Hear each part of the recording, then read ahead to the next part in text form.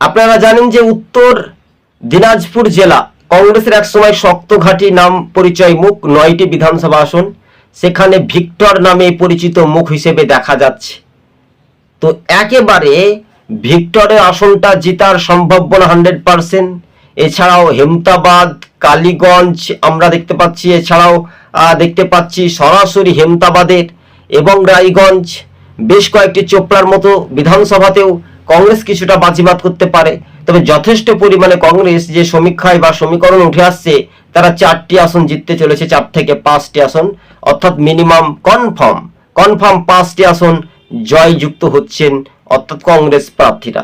বলা যেতে পারে কিছুটা নিঃশ্বাস, অর্থাৎ গোয়ালপুকুর বা সরাসরি চাকুলিয়া, হেমতাবাদ, রায়গঞ্জ, কালীগঞ্জ, কালিয়াগঞ্জ। তো এইভাবে যখন আমরা স্পষ্ট করছি, মানুষের সঙ্গে যখন আমরা একটা কথোপকথন নিচ্ছি বা জনতার দরবারে যখন যাচ্ছি, তখন একটাই কথা আসছে যে এবার প্রত্যাবর্তন হবে না পরিবর্তন।